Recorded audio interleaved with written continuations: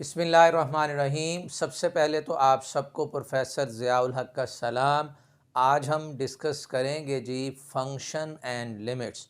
और फंक्शन जो है ये बहुत ही इम्पॉर्टेंट टॉपिक है जो क्लास 10th में भी था, 11th में भी और 12th में भी। तो फंक्शन को 4 डेफिनेशंस हैं जो हमारी बुक्स में डिफरेंट जगह के ऊपर लिखी हुई हैं। उन चारों डेफिनेशंस को मैं डिस्क्राइब करूंगा। तो आइए इसे स्टार्ट करते हैं। सबसे पहले बात आती है concept of function. German mathematician था लेबनीज। सबसे पहले इसने हमें कॉन्सेप्ट दिया था फंक्शन का। इसने कहा फंक्शन क्या चीज़ है? Dependence of one quantity on other. जब एक क्वांटिटी दूसरे के ऊपर डिपेंड करना शुरू कर दे या एक वेरिएबल दूसरे वेरिएबल के ऊपर डिपेंड करना शुरू कर दे तो वहाँ से फंक्शन जनरेट हो जाता है। देखिए, पहले आप एग्जांपल से बात समझिए। अगर हमने फाइंड करना हो एरिया ऑफ स्क्वायर, ये मैंने एक स्क्वायर ले ली है और स्क्वायर में ये साइड x, ये साइड x, ये भी साइड x। स्क्वायर की डेफिनेशन होती है जिसमें तमाम साइड्स क्या आती हैं? इक्वल आती हैं। और किसी भी स्क्वायर का एरिया फाइंड आउट करने के लिए फार्मूला होता है लेंथ इनटू विड्थ। तो आप लेंथ विड्थ आपस में इक्वल हैं तो एरिया ऑफ स्क्वायर हमारे पास कितना आ जाएगा? एक्स स्क्वायर आ जाएगा। लेकिन अगर इसी स्क्वायर को मैं इसकी जो लेंथ है उसे इंक्रीज कर दूं, देखिए ये मैंने एक स्क्वायर बनाई है कि जिसमें हम सारी साइड्स की लेंथ को हम इंक्रीज कर देते हैं। हर साइड की लेंथ मैंने नाम रख दिया x का, x का, x का। अब एरिया जो है वो डिपेंड कर रहा है किसके ऊपर? साइड्स के ऊपर। किसी भी स्क्वायर का एरिया निकालने के लिए फार्मूला अब क्या आ गया हमारे पास? X square. अब आप देखिए, अगर मैं इस स्क्वायर के देखूंगा तो इसका एरिया कम आ रहा है जबकि इसका एरिया जो है वो ज़्यादा आ रहा है। यानी एरिया डिपेंड करना शुरू हो गया किसके ऊपर? साइड्स के ऊपर। यानी अगर मैं साइड्स की यानी जो लेंथ है इसको मैं इंक्रीज करता जाऊंगा तो स्क्वायर का एरिया भी क्या होता जाएगा? इंक्रीज। और अगर मैं साइड्स को डिक्रीज करता जाऊंगा तो एरिया भी क्या होता जाएगा? डिक्रीज होता जाएगा। तो इस चीज़ को हम कहेंगे कि एरिया डिपेंड करना शुरू हो गया किसके ऊपर? साइड्स के ऊपर। तो यहाँ पर हमारे पास फंक्शन जनरेट हो गया। एक और एग्जांपल है volume of a sphere 4/3 pi R cube. ये फार्मूला होता है किसी भी स्फीयर का वॉल्यूम फाइंड आउट करने के लिए, 4/3 पाई आर क्यूब। अब आप देखें, एक अगर हम स्फीयर यहाँ बना लें, 3D शेप है और इसको बात को समझाने के लिए आप समझ लीजिए सारा हमारे पास स्फीयर है और ये स्फीयर का जो वॉल्यूम है ये डिपेंड कर रहा है किसके ऊपर? रेडियस के ऊपर। भाई वो कैसे? आप देखें, अगर ये मेरे पास स्फीयर है, इसका रेडियस r है, तो अगर मैं इसके रेडियस को लार्ज कर दूंगा तो वॉल्यूम ऑफ स्फीयर भी क्या कर जाएगा? इंक्रीज कर जाएगा। यानी अगर रेडियस को डिक्रीज़ करते हैं तो वॉल्यूम ऑफ स्फीयर भी डिक्रीज़ कर रहा है और अगर हम रेडियस को इंक्रीज़ करते जाते हैं तो वॉल्यूम ऑफ स्फीयर भी क्या कर रहा है? इंक्रीज़ कर रहा है। इट मीन्स के वॉल्यूम डिपेंड करना शुरू हो गया किसके ऊपर? रेडियस के ऊपर। यहाँ भी फंक्शन जनरेट हो जाएगा। जर्मन मैथमेटिशियन लेबनीज ने डिफाइन किया फंक्शन को dependence of one quantity on other. जब एक क्वांटिटी दूसरे के ऊपर डिपेंड करना शुरू करते हैं वहाँ पे फंक्शन जनरेट हो जाता है। फिर नेक्स्ट आती हैं notation and value of a function. Swiss mathematician Euler था, उसने एक नोटेशन यूज़ की कि फंक्शन को किस तरह से हम लिखेंगे।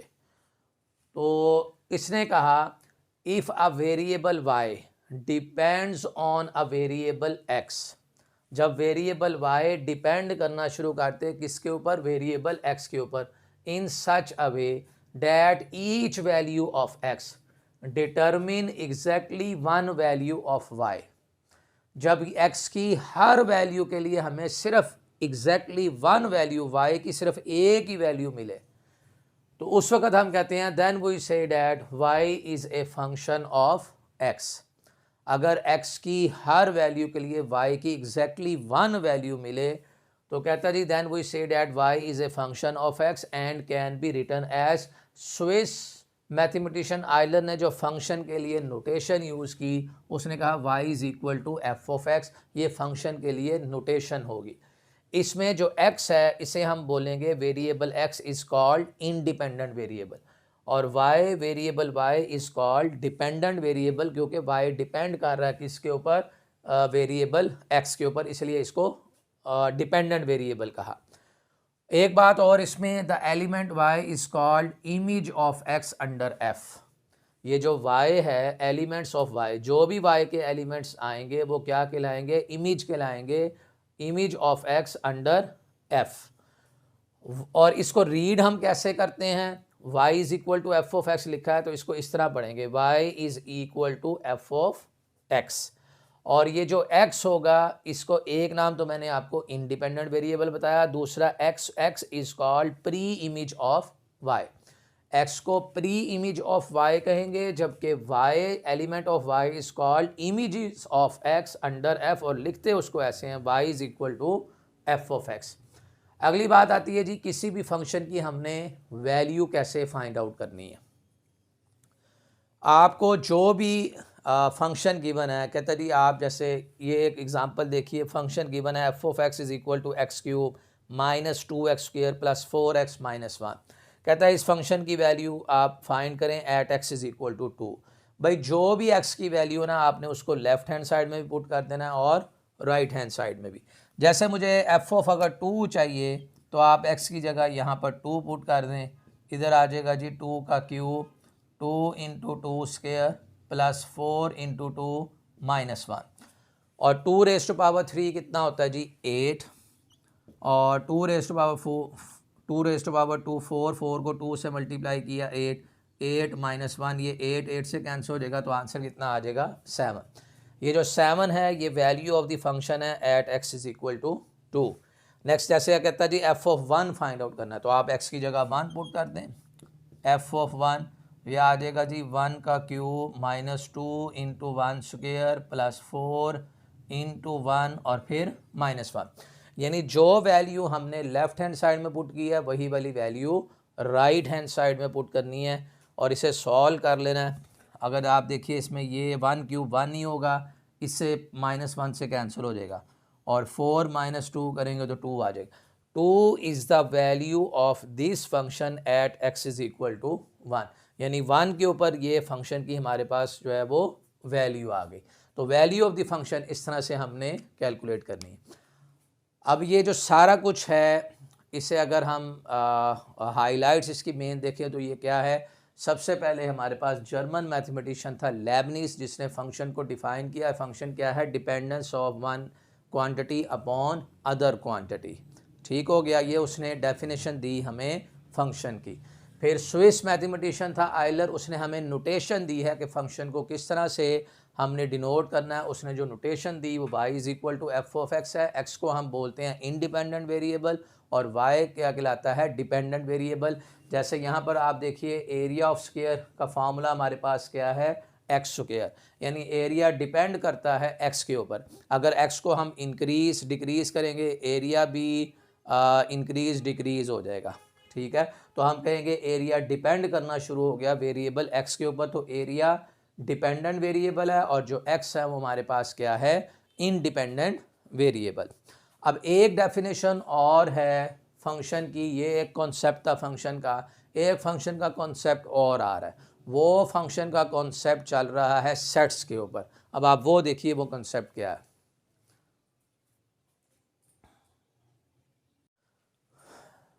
जी, फंक्शन की दूसरी डेफिनेशन है जो बेस कर रही है सेट्स के ऊपर।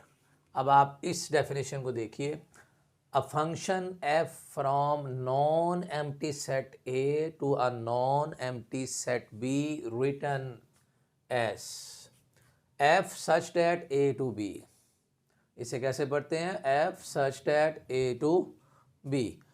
तो पहली बात तो ये पता चली कि फंक्शन के लिए दोनों सेट्स A और B नॉन एम्प्टी होने चाहिए।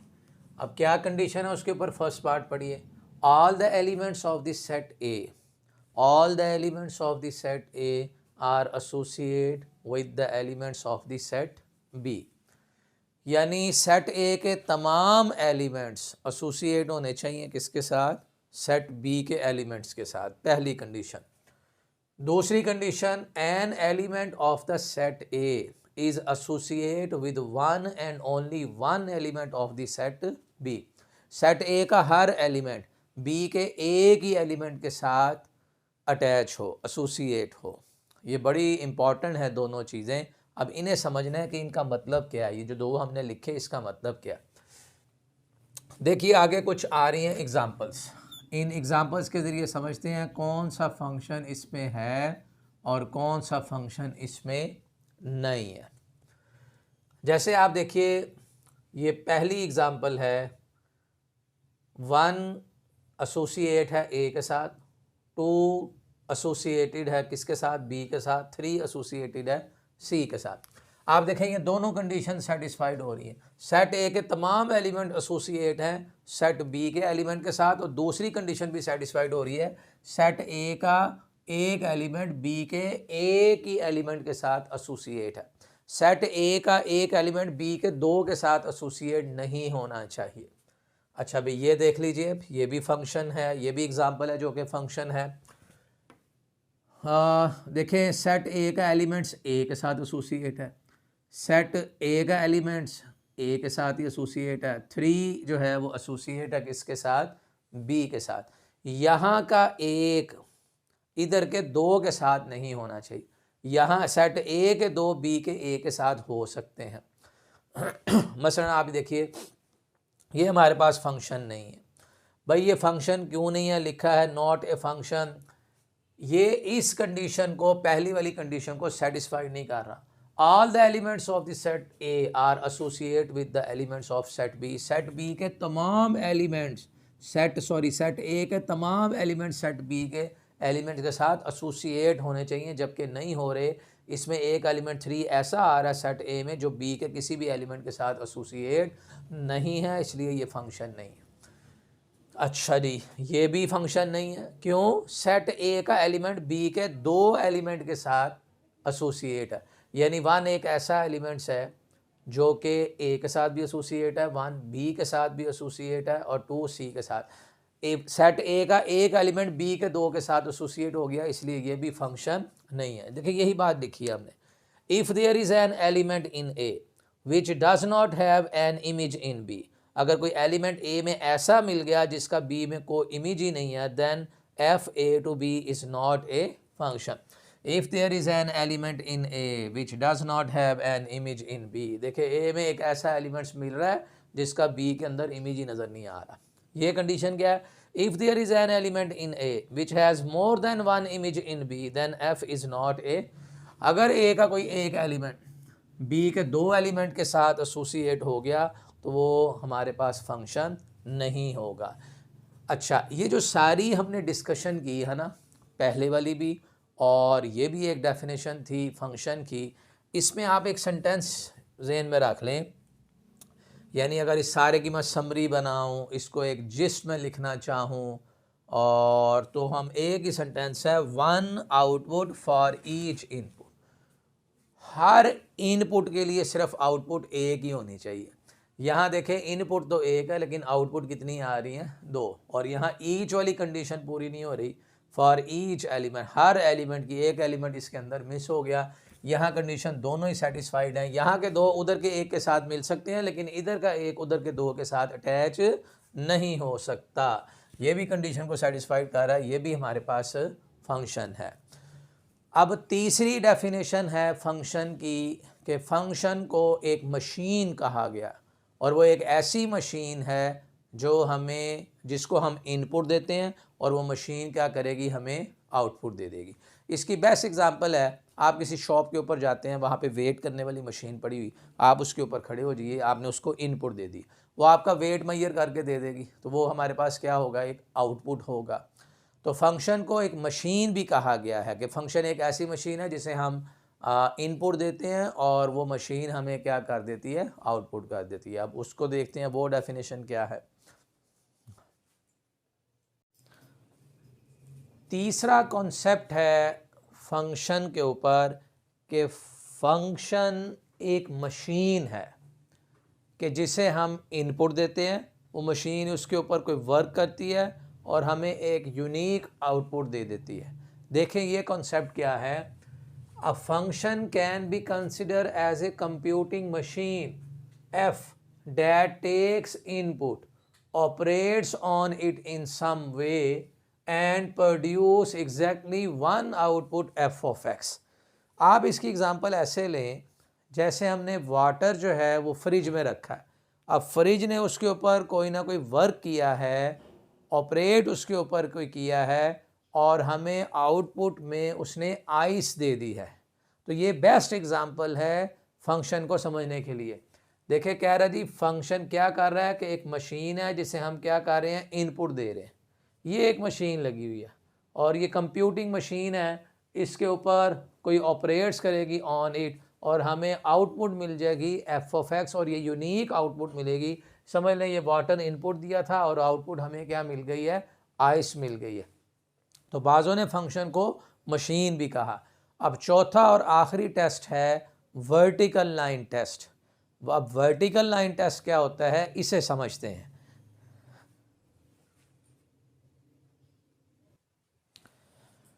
जी वर्टिकल लाइन टेस्ट की सबसे पहले आप डेफिनेशन देखिए, उसके बाद फिर इसे डिस्कस करते हैं। कहता जी vertical line test for a function if it is possible to draw a vertical line.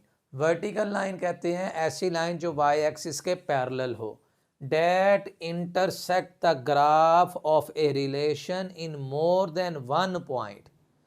जी वो वर्टिकल लाइन ग्राफ को इंटरसेक्ट करे more than one point, then the relation is not a function. It is not possible to draw a such vertical line, then the relation is a function. यानी कोई relation है, कोई graph है, आपने उसके ऊपर एक वर्टिकल लाइन ड्रॉ करनी है। वर्टिकल लाइन्स मीन ऐसी लाइन जो वाई एक्सिस के पैरेलल होगी। अगर उस वर्टिकल लाइन ने किसी भी ग्राफ या रिलेशन को एक से ज़्यादा पॉइंट के ऊपर कट किया तो वो ग्राफ, वो रिलेशन हमारे पास फंक्शन नहीं होगा। और अगर एक सिंगल पॉइंट के ऊपर कट किया तो वो ग्राफ हमारे पास फंक्शन होगा। आप देखिए आपके एक ग्राफ बने हुए, इस पर वर्टिकल लाइंस ड्रॉ करते हैं। ये मैंने वर्टिकल लाइन ड्रॉ की, ये ऐसी लाइन है जो वाई एक्सिस के पैरेलल है। देखें इस वर्टिकल लाइन ने इस ग्राफ को इस पॉइंट पे भी कट किया, मोर देन वन पॉइंट है, नॉट ए फंक्शन। ले एक और वर्टिकल लाइन ले लें, इसने इस ग्राफ को यहाँ भी कट किया, इधर भी कट किया, मोर than one point, not a function. अच्छा भाई इस ग्राफ पे यहाँ पर भी किसी भी जगह पे आप यहाँ पे ड्रॉ करें वर्टिकल लाइन, यहाँ भी कट कर रही है, यहाँ भी कट कर रही है, इधर भी कट कर रही है, तो ये ग्राफ भी नॉट ए फंक्शन। अच्छा इस ये है हमारे पास स्ट्रेट लाइन है, यहाँ पर आप देखिए तो ये ग्राफ हमारे पास फंक्शन बन गया क्योंकि इस वर्टिकल लाइन ने इस ग्राफ को सिंगल पॉइंट के ऊपर कट किया है, तो ये फंक्शन होगा, जबकि ये वाली सारी वैल्यूज़ फंक्शन नहीं है। रीज़न उसकी क्या है, देखें अगर हम इसको ओरिजिन मान लें और ओरिजिन से यहाँ तक के डिस्टेंस को नाम रख दें x का, और ये वाली वैल्यू जो है इसे नाम रख दें y या x1 कह लें, x1 y1, और इधर जो वैल्यू आ रही है यहाँ से यहाँ, इसको आप नाम रख दीजिए y2 का। अब आप देखें अगर इसके ऑर्डर पेयर बनाए तो यानी ये वाला जो पॉइंट बनेगा वो x1 और y1 बनेगा, और जबकि अगर हम इस पॉइंट को देखेंगे तो ओरिजिन से यहाँ तक का डिस्टेंस x1 है और ये जो डिस्टेंस है ये हमारे पास कितना आ गया y2। यानी मैंने कोऑर्डिनेट बनाए हैं इन पॉइंट्स के। अब हम एक इनपुट दे रहे हैं x1 एक इनपुट है, जबकि आउटपुट दो मिल रही हैं, एक y1 मिल रही है और एक y2।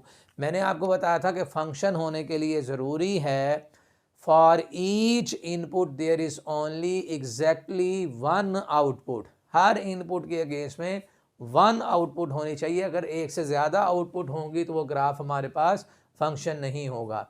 तो ये हमारे पास एक कॉन्सेप्ट है वर्टिकल लाइन टेस्ट इसे बोलते हैं, कि किसी भी रिलेशन को चेक करना चाहो या ग्राफ को चेक करना चाहो कि ये फंक्शन है या नहीं।